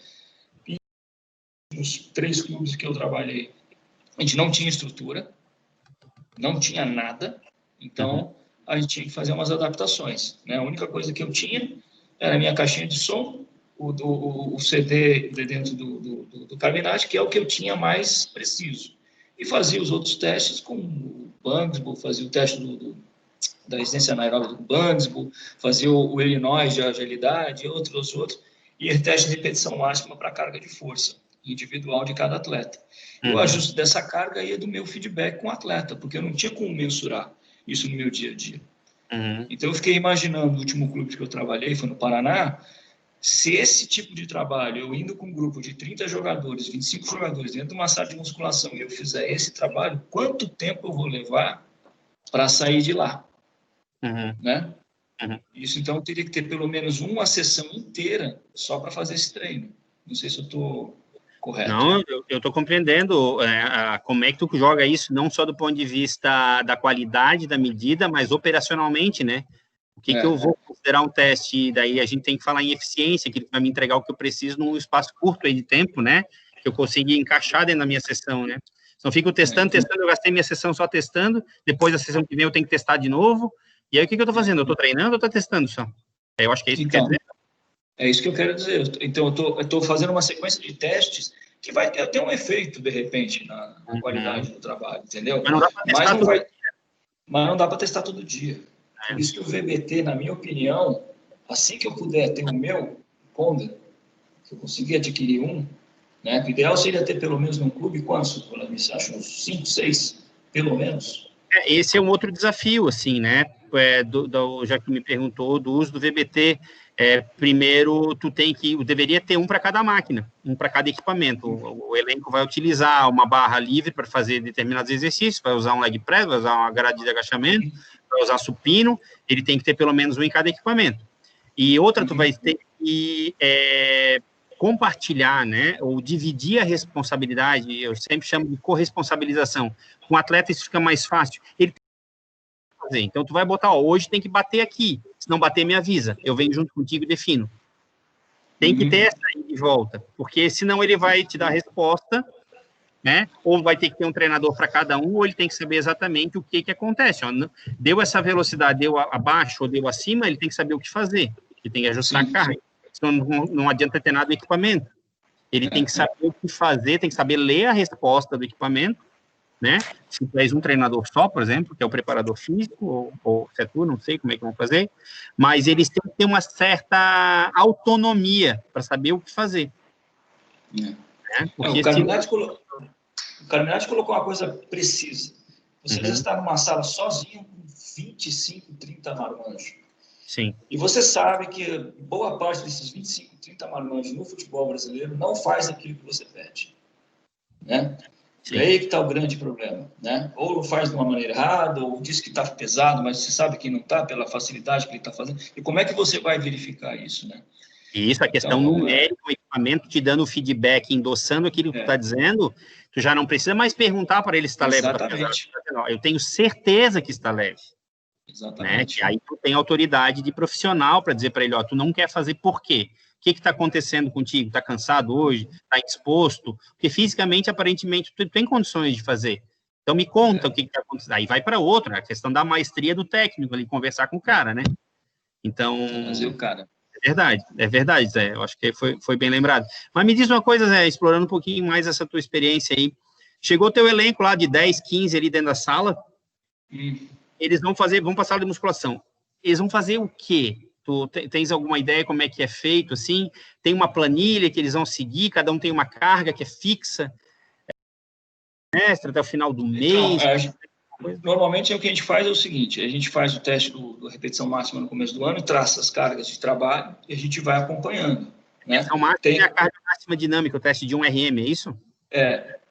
Aí a gente faz o teste dinâmico. Aí o que acontece? A gente traça as cargas, traça o perfil de trabalho que nós queremos fazer, né?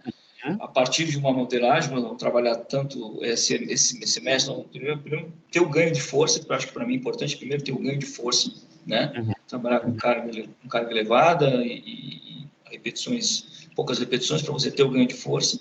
E depois, no decorrer do ano, que a gente não tem tempo, Vlad. Porque do jeito que a gente tem um calendário de 2 jogos por semana, agora esse ano, imagina, que está quase 3. Né? Você só vai recuperar e treinar, e jogar. Então, dá para não machucar no treino ainda, né? Porque... Exatamente. Então, eu não sei como é que eles estão fazendo nesse período de pós-pandemia, não, na pandemia, que voltou o futebol, não sei quais cargas que eles estão utilizando, porque eu não estou acompanhando. Os que não estão doentes estão treinando, né? Exatamente. Os que não estão doentes. Então, um festival de Covid nos times aí, não é? Mas sendo um pouquinho mais direto, a pergunta do Vlad, né? Realmente, a gente sabe quanto é difícil uma comissão técnica reduzida, como é normalmente a maioria das equipes, né? Mas aí, uma vez você fez o teste de 1RM para começar o planejamento, né? De montar séries com a quilagem de cada um, a cada quanto tempo vocês repetiam isso, ou era simplesmente na observação, passando pelo atleta, e aí, está muito fácil, vai lá e ajusta a quilagem? Como é que se dava esse processo? A que tempo? Como que isso lá no clube vocês faziam? Caminhante, a gente, por exemplo, com a maioria dos clubes pequenos que eu trabalhei, a gente tem que estar conversando com o atleta, tem que ter o feedback do atleta. Eu acho que o melhor termômetro que você tem, primeiro você vai conhecer o atleta no dia a dia. Eu, pelo menos, nos primeiros 2, 3 meses, eu controlo. Eu planejo, eu projeto e eu vou atrás do resultado. né? Em termos de seria carga. ali a pré-temporada e o início da temporada, é isso? Exatamente, porque no Brasil a pré-temporada entra na temporada, esse é o problema, né? Em 20 dias que é a pré-temporada, você não tem tempo de fazer nada. Então, pelo menos o final do estadual, você ainda está na pré-temporada. No meio do estadual, você está na pré-temporada ainda, né? Normalmente, uma pré-temporada ideal é de 40 a 60 dias para o futebol. Essa seria a pré-temporada ideal, mas é impossível, né? Agora, no resto do ano, Carminati, a gente mantém uma carga, que a gente considera a carga ideal para estar somando a carga de treinamento, e transfere a maior parte do trabalho de força para o campo. E trabalha mais a parte de pliometria, que a gente fala aceleração, desaceleração, né? Com o uso de trenó, uso de tração, uso de colete com peso, para poder dar aquela carga de treino para ajustar no dia a dia dele, e com um movimento específico. Principalmente que eu tenho trabalhado, uma coisa que você colocou na última aula, que é importante, que até foi uma falha minha, que eu não falei sobre a desaceleração, que ela é de suma importância no futebol, né? A fase de desaceleração, onde você vai fazer a mudança de direção, ela é muito importante você ser trabalhado, porque é nesse momento que você tem a maior parte das lesões, tanto ligamentares, estruturais, como de musculares, né? Especialmente a relação hamstring-quadríceps ali, né? A relação... Isso. E aí tem força, né? Aí tem força envolvida, né? Muita força. É a relação entre forças que está relacionada ao equilíbrio muscular, na articulação do joelho, especialmente, né? O Roney bateu muito nessa parte, né, Carminati? Lembra quando ele veio da palestra? Teria que ter uma relação aí entre de 0,5 a 0,8 aí, hamstring quadríceps, né? Dividindo a força de um pelo outro, para que justamente, especialmente na aterrissagem nos saltos ali, na frenagem, esse equilíbrio pudesse ser mantido e evitar a sobrecarga dos ligamentos, né? O cruzado anterior e posterior. Então eu tenho, por exemplo, no resto da temporada, se eu tenho disponível para mim levar alguns equipamentos, uma barra, anilhas, se eu posso levar um kettlebell, se eu posso... Sim, tração eu tenho que ter. Não que eu vá fazer a tração com o jogador atrás segurando. Eu prefiro fazer a tração no ponto fixo e o próprio atleta que está fazendo o exercício controlar o exercício. Porque eu já vi machucar demais com o atleta lá atrás, fazendo aquelas aberturas junto com o indivíduo atrás segurando. Uma tração de borracha. Eu prefiro ter um trenó, inventar um trenó, criar um trenó para poder fazer isso aí. Então, eu uso bastante isso daí no resto do ano. E realmente, por exemplo, você vai lá fora, o que se faz dentro de uma sala de musculação, que a gente pode chamar sala de musculação, sala de força, né, que eles chamam, é uma manutenção. A maior parte do trabalho de força-potência é feito no campo. Sim, isso que eu queria ouvir, como é que era, né? É no campo. Hoje é no campo mesmo. Eles levam os materiais, eles levam os equipamentos, e normalmente se faz um squat, se faz um afundo, se faz um exercício... Mas como é que vocês sabem que vocês estão trabalhando força e potência lá? Porque daí tem uma outra questão envolvida, né? Mas eles têm um e-ponder lá na Europa, né? Cada um tem, leva no campo. Daí lá eles estão trabalhando assim. Eles estão trabalhando assim. É no campo. Entendeu? Na pré-temporada e na temporada. Tem clube que nem musculação, nem na sala vai. Vai o atleta que quiser. Isso é uma notícia bem interessante de ouvir, né? Porque... Tem a sala lá, só que só vai, por exemplo, como é que é na Europa? Europa, o cara vai para o clube de manhã, treina, entra de manhã, toma café da manhã, faz o que tem que fazer, treina, e ele fica pelo menos até umas 4, 5 horas da tarde. O outro período que ele está lá dentro, ele vai fazer uma manutenção na fisioterapia, ou vai falar com o analista de desempenho para ver o trabalho dele no último jogo, que ele errou, que ele deixou de errar, ou ele vai fazer um trabalho de força com um preparador físico específico na sala. É para isso que serve a sala lá. Você não tem aquela sessão, eu vou para fazer a musculação e depois eu vou para o campo fazer não sei o quê. Não, isso aí lá não existe, eles fazem no campo. O preparador físico, o Physical Fitness Coach que tem lá, ele usa o campo, entendeu? A questão como é que chama, Carminati, me ajuda, o termo que é em relação à natureza, né? Onde é feito... Qualidade ecológica. Obrigado, Carminati. Qualidade ecológica, isso. Então, eu fico pensando que, bem por isso, Zé, eu fico pensando como é que deveria ser a rotina, porque a gente sabe que também, diferente disso, tem grupos que também usam a sala e usam muito bem a sala de musculação, né? Se é feito um mapeamento, por exemplo, o indivíduo na pré-temporada, ou eles escolhem um determinado período, hoje tu tá ótimo, cara, hoje não só hoje, né? Essas últimas 2 semanas ficou muito regular, então talvez esse seja o teu desempenho esperado realmente dentro do clube. Então, traçaria alguns parâmetros relacionados, por exemplo, à velocidade de movimento em exercícios específicos, e talvez a partir dali o monitoramento pudesse ficar mais fácil. Fico imaginando, né, pensando, porque está muito longe de mim trabalhar com clube, nunca trabalhei, mas eu fico imaginando que a partir do momento que conhece o baseline por uma determinada carga, um determinado exercício, tu pode monitorar de forma rápida em cada sessão. Se olha, começou a cair tua força, olha, começou a cair tua potência, e se tu deixar, às vezes, isso virar reflexo só no momento da partida, ver que ele não rendeu, tu já perdeu a oportunidade de corrigir. Sim. Então, por isso que tem que estar medindo. Só que tu não pode medir com protocolos que sejam fatigantes e consumam muito tempo. Então, aí tu deixa de ser produtivo, né? Então, a velocidade do movimento, nesse sentido, eu acho que vai ganhar cada vez mais espaço, especialmente porque ela é competente para monitorar, mapear a capacidade de potência também, em movimentos específicos aí, e aí auxiliar, né, o treinador, o preparador, olha, não sei quem é que me disse que faz isso, olha, antes de treinar, tu vai ter que saltar, salta lá, eu quero ver como é que está o teu salto hoje, o salto como um mecanismo, né, monitoramento de controle de carga, para ver como é que está a condição, que é mais ou menos isso que nós estamos falando hoje, né, pô, saltou menos que era esperado, meu amigo, o que está acontecendo? Não recuperou o treino ontem? Não vamos treinar a perna hoje, vamos fazer outra coisa, o que está acontecendo? Claro que só a altura do salto, ela não te dá todo o feedback que tu precisa. Talvez só um salto com contramovimento não seja suficiente. Talvez tu precisa fazer um drop jump, onde tu vê a capacidade de reação ali, né, a reatividade, o RSI, né, aquele Reactive Strength Index, né, a capacidade, e até o stiffness, né. Então, tu te cercar de variáveis que vão ser úteis, eu fico imaginando. E aí depende se for fazer isso no campo ou na sala da musculação, se identificou, viu que a capacidade de produção de potência está fraca para uma extensão de pernas, por exemplo, um agachamento, olha, essa semana tu vai segurar um pouco tempo em campo, tu vai para a sala de musculação. Né? Eu fico imaginando que isso seja possível, talvez ideal até.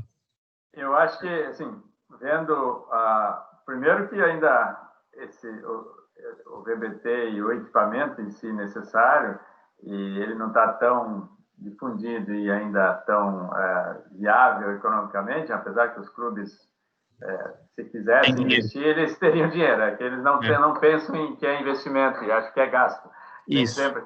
Mas o que tem acontecido, Vlad, eu acho que seria uma alternativa, quem sabe, até para estudos que pudéssemos no futuro aí com o teu Encode, e a gente me ocorre assim de pensar que o uso da PSE da sessão, que já vem ganhando muitos adeptos e até clubes já vêm, de certa forma, monitorando a carga pela PSE da sessão, e que a gente sabe o quanto é difícil muitas vezes funcionar nos esportes que culturalmente eles faltam, às vezes, aquele comprometimento de ser fiel àquilo que é pedido, a resposta. Sim. No futebol, talvez mais do que nos esportes como futsal, basquete, handebol, enfim, não generalizando, mas eu acho que é uma constatação que a gente vê assim. Mas uma vez funcionando, ou parcialmente, se quiser adotar esse controle, o que eu penso no VBT? Ele entraria como, nós vamos controlar a carga com a PSE da sessão, e sempre que baixar o valor que a gente estabelece como ideal, né, de carga para aquela sessão, nós vamos ajustar. Mas para o atleta até saber que ele poderá ser por amostragem, daí talvez tenha que ser essa proposta. Isso, eu pensei nisso também. Por amostragem vai se fazer a conferência. Então, assim, tu não vai fazer sempre essa conferência em todos, mas, estou desconfiado que esse sujeito aqui não está respondendo de acordo, vou lá e, você foi selecionado para a gente fazer esse controle hoje, ou na sessão seguinte já anota, vamos ter que ver esse cara aí, se ele está sendo fiel na PSE dele e tal. E aí, então, assim, mas usar o método, talvez, que hoje ainda ele está um pouco difícil de colocar ele na condição de ter vários equipamentos disponíveis lá, talvez tentar uma alternativa de colocar ele nesse formato, de alguma pesquisa testando o quanto ele vai ter concordância, né, com aquela PSE informada. Então, tem que familiarizar os sujeitos, claro, tem que explicar exatamente como ele deve se reportar na escala de percepção da sessão. Sim. E depois o método de confirmação seria o padrão mais objetivo, que é o ENCODE, o VBT, né? Trazendo alguma... Mas, enfim, é uma ideia que... Concomitante, né, Caminati? Eles se complementam, né? Claro, um não exclui o outro. A percepção subjetiva, toda essa parte psicométrica, meu Deus, ela já mostra tanto tempo o seu valor, né? É claro, quando tu precisa de precisão, quando tu quer escapar um pouco também da interferência do atleta, da resposta dele, ainda que ele possa maquiar o desempenho também, né? Mas já é um pouco mais difícil. Eu acho que ferramentas objetivas, elas vão contribuir realmente bastante, mas tem que ser usado em conjunto, não tenho a menor dúvida. Se vocês me derem licença, eu vou pedir para a Joana. A gente queria ouvir a Joaninha um pouquinho, como é que ela faz no dia a dia aí para controlar a carga dos alunos dela aí. Deixa eu só completar um negócio, Vlad, rapidinho, que eu fui só elogiar meu computador, que estava se comportando bem na reunião, que ele travou e vim para o celular. Então, outra maneira que eu controlo o treinamento é a unidade arbitrária, né, com percepção subjetiva de esforço, e também com a percepção da dor muscular e da fadiga no dia seguinte ao treino. São maneiras que eu tenho para controlar a carga de treinamento deles, né? E aí ajustar conforme for. Mas o problema maior é o que você acabou de falar. Por exemplo, você vai fazer um trabalho dentro do campo, de um campo reduzido, e você especifica uma determinada unidade arbitrária que você quer atingir. Aí você vê que tem atleta que está trabalhando e tem atleta que não está trabalhando num grupo, né? Então, por exemplo, aí você chega no final da sessão e pergunta, qual a sua percepção de esforço? Aí vamos supor que a maioria acima de 7. Aí você sabe que o indivíduo X, que ficou com a parte do campo alugada, com uma cerquinha, não está 7 nem a pau. Não, mas ele já pegou o sistema, né? Ele já aprendeu a manipular o sistema. Já aprendeu a manipular o sistema. Então, você tem que ter a malandragem e chegar... Eu sei que você está com 7, mas você está precisando desse trabalho. Aí você vai, leva o cara lá para trás e lasca. Isso. Quer atingir aquela carga, né? Isso. É uma outra maneira. Quando você não tem o recurso, né? Você não tem... Complementando o que tu está dizendo, tu sabes que ele te deu uma resposta que não condiz com o que ele apresentou em campo. Só tu não sabe ainda se o que ele não apresentou em campo está relacionado à condição física ou psicológica, né? Então, tu precisa testar. E para isso, de novo, daí tu precisa um número. Tu precisa um equipamento que te diga, olha, tu está fazendo hoje de acordo com o que era esperado por ti. Para ti, né? Esperado para ti, né? E, não, perfeito, Zé. Eu acho que é por aí mesmo. E outro, o São Paulo Futebol Clube, em todas as categorias, utiliza o salto como uma das ferramentas de controle de carga. Todos os atletas, religiosamente, antes da sessão de treino, fazem um salto. Olha aí, ó. E depois da sessão de treino, eu não sei quanto tempo, eu não peguei, não sei quanto tempo depois, fazem outro salto. Mas eles usam, não sei qual tipo de... Se eles usam plataforma ou se eles usam tapete, eu já não sei. Isso importa menos até, né? Porque é muito provável que o desempenho ali na altura do salto, porque as variáveis cinéticas ali, cinemáticas, elas vão estar andando juntas, né? Então, é muito provável que eles usem só a altura do salto. Não estou dizendo que necessariamente, mas é muito provável, Ou seja, vamos garantir que eles saíram suficientemente cansados. Matou o treino. Não tem nem dúvida. Era um treino que envolvia muito deslocamento lateral, vai e volta o tempo inteiro aí, o quadríceps tem que berrar. Se não berrar, ele vai saltar igual, né? Ele pode maquiar? Pode. Ele vai saltar, ele pode dar menos, mas ele corre o risco de ser pego, né? Sim. Porque ele pode, no tentar simular, ele pode ficar muito abaixo do... Daí o treinador vai dizer, cara, tá de sacanagem, né? Tu tava saltando 52, agora tu vem e me salta 32? Não, né? Aí sim, é uma discrepância muito grande, né? Então, para ele simular, ele vai ter que ser muito competente também em simular, né? E aí ele já merece o prêmio. Por isso que eu vou falar uma coisa, eu queria ir pro rugby, viu? Artista no futebol não falta. Nossa Senhora. Como é que é, Caminati? Artista no futebol. Acredito. Tem uns aí que eu vou te contar, cara. Mas beleza, Joana, vamos lá. Deixa... Fala, Joaninha. Certo.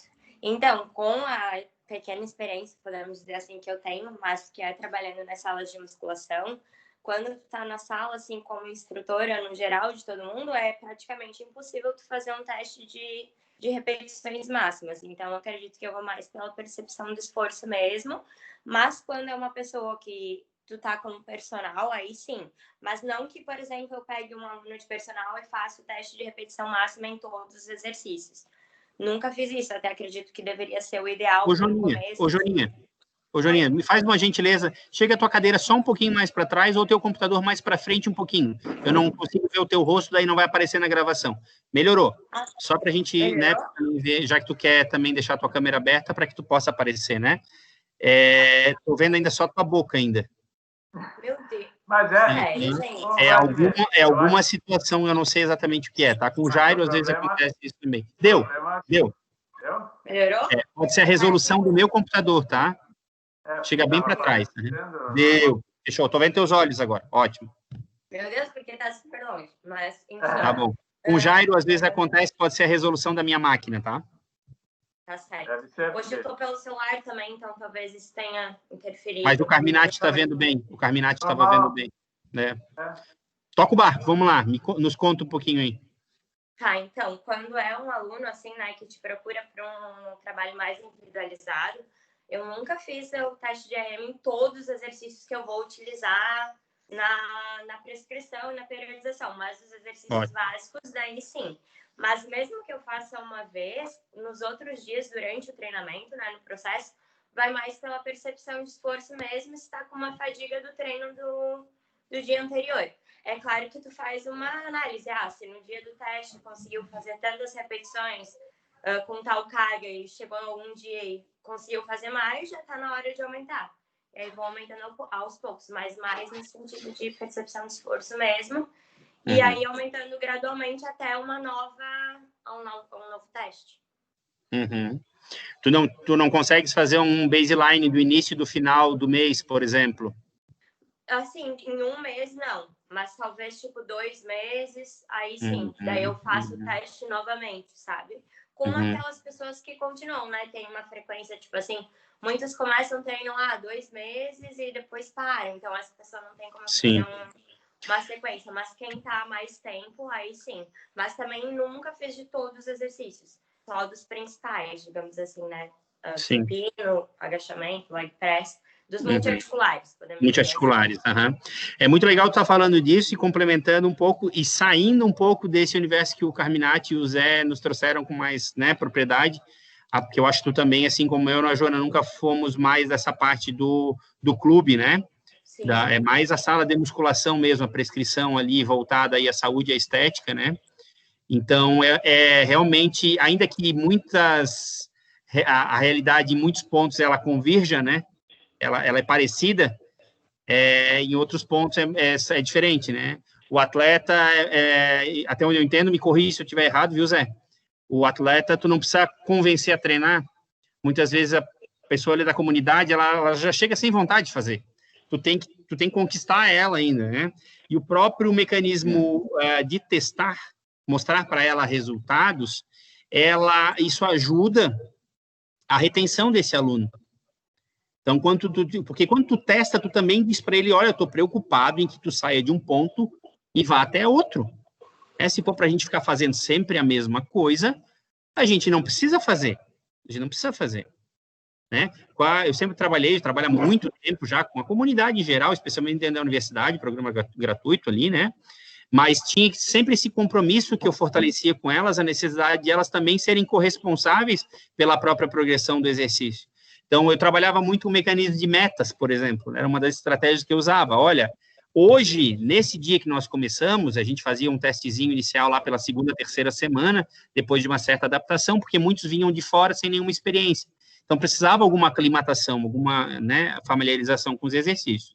Escolhia 2, 3, 4 exercícios de base, que davam uma ideia, né, para um perfil inicial dele em cada exercício, E aí eu usava geralmente o número de repetições e a intensidade, a carga, que ajudava a me dar alguma orientação, até mesmo porque onde eu trabalho, no Cefid, ali não tem nenhum tipo de encoder ainda. Por enquanto, né, Carminati? Daqui a pouco vai ter, né? Vai ter, sim. Então, o que acontece?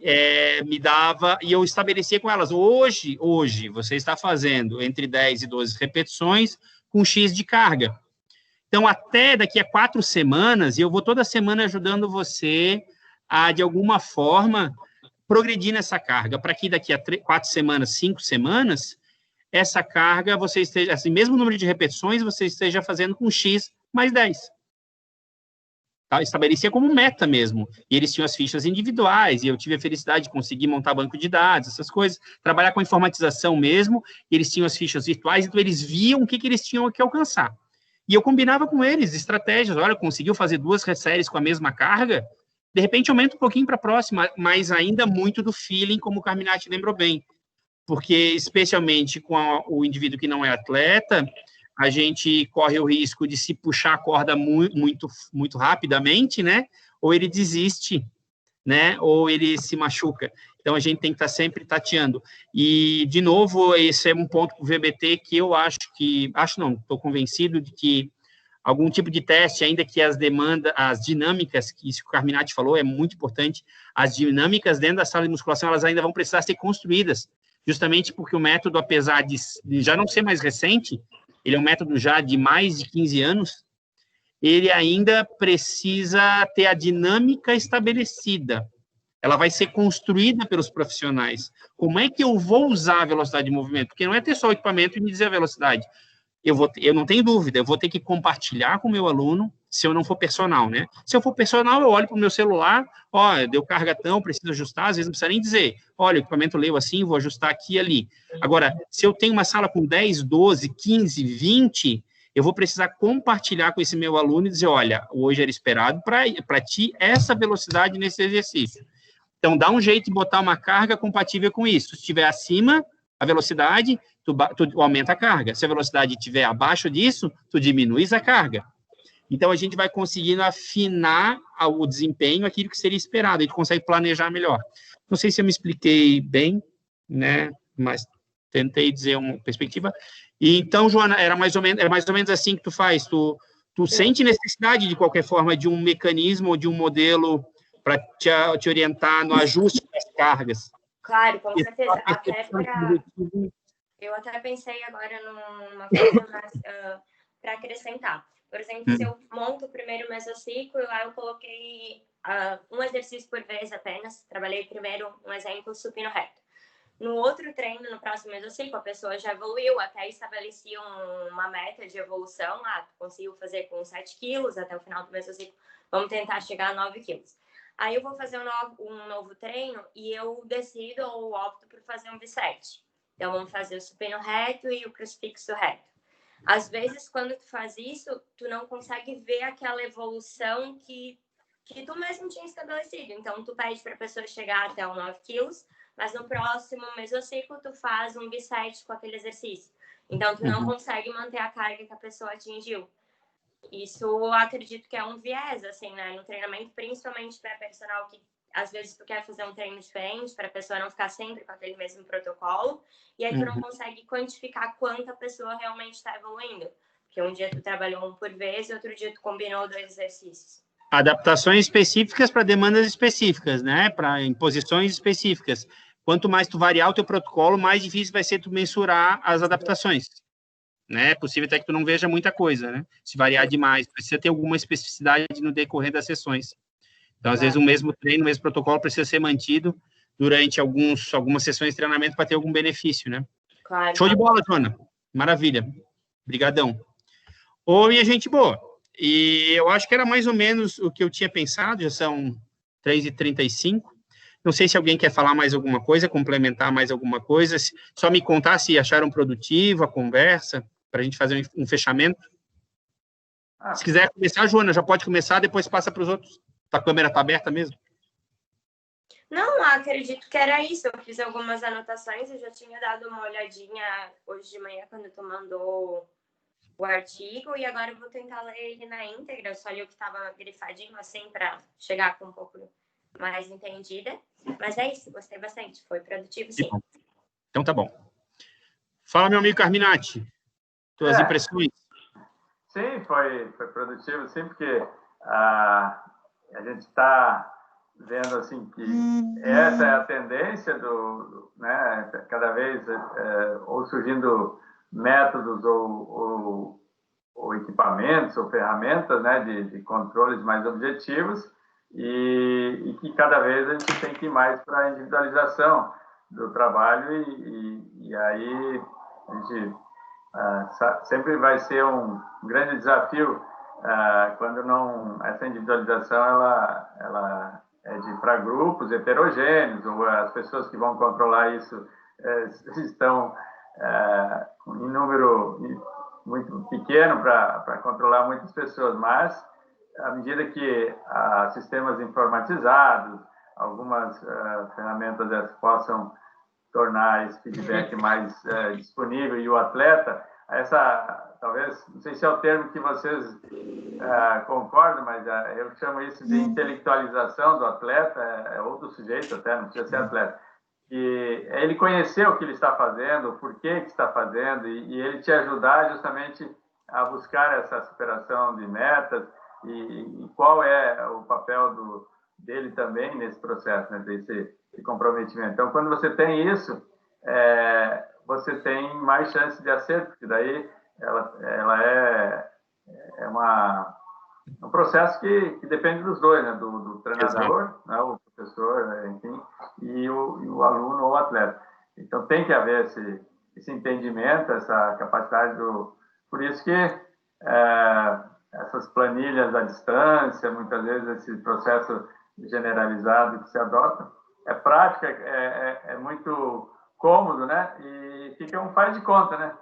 Se dá resultado, dá, mas ninguém cobra esse resultado, então Perfeito. É como o Ronei falou, ele disse, se o profissional de educação física ganhasse pelos resultados, tinha muita gente que estava passando fome, né? Porque Sem muitas dúvida. vezes prescreve, mas ninguém controla, ninguém cobra, ninguém mede, ninguém apresenta número. É verdade, é bem verdade. Como é que ele falou que é só porque não é cobrado resultado, porque se começar a cobrar resultado vai ter um monte de gente processada. Isso que tu falou, que tu chama de intelectualização, eu chamo de corresponsabilização. Eu digo que sempre que oriento é corresponsável pela progressão na capacidade física. Acredito que eu consigo, eu digo para ele sempre eu acredito que eu consiga te ajudar a melhorar a tua condição física em relação ao que tu tens hoje. Mas eu preciso da tua parte. Então, primeiro, tem que confiar no que eu vou fazer. Segundo, né, me ajudar e fazer a tua parte no sentido de que, né, aquilo que eu pedi tu vai estar de acordo em a gente fazer, né, para que as coisas aconteçam. Exato, porque senão o que acontece é um boicote, né? Um boicote, uma sessão atrás da outra. Um dia ele está cansado, né? Tá, então vamos junto. Dor de cabeça, e assim vai. Assim vai. Feito, Carminati. Obrigado. Fala, Zé, quer fazer um fechamento aí? Se foi proveitoso. Tranquilo, foi muito bom. O papo foi bom demais. Sempre é bom, né? Bater um papo com você, com o Lorival, agora com a Joana, né? Sempre a gente já está aprendendo alguma coisa. E o Carminati falou um negócio interessante sobre educar o atleta, né? Quando o Carminati falou isso agora, eu fiquei muito feliz porque talvez eu esteja no caminho correto, porque eu sempre, desde o meu início de carreira, eu procurei sempre explicar o porquê que o atleta estava fazendo e qual a importância daquele exercício, desde a categoria de base até o profissional. E eu tive a felicidade de alguns atletas que passaram na minha mão, um deles eu posso citar o nome, o Anderson Luiz. Outro dia ele me ligou dizendo, estou com um time novo, tal. Outro dia eu lembrei daquele treino lá no Sub-17 que você me falou, que precisava fazer esse trabalho por causa disso. E quantas vezes quando eu estava em Portugal eu lembrei disso. E me conscientizou. Ano a ano foi me conscientizando da importância de eu treinar fisicamente, eu treinar com bastante afinco. Isso é uma gratificação, porque, em primeiro lugar, nós somos professores, né? Essa é a nossa primeira função. E tu faz entender a tua participação, aquilo que tu está fazendo, é o princípio fundamental para que tu faça bem feito, né? Se tu compreende aquilo, se tu faz por fazer... Eu me lembro uma vez do professor saudoso, né? Fernando Oliveira, Ele falou uma vez, a gente devia ensinar os nossos alunos para eles nunca mais precisarem da gente. Eu acho que é um caminho para independência. Ele falou, você precisa usar um professor de matemática bem assim. Eu lembro, eu falei, cara, é isso mesmo, meu. Não, é verdade. Tem que ensinar esses caras. A gente quer manter refém. Então, pô, é muito legal essas partes.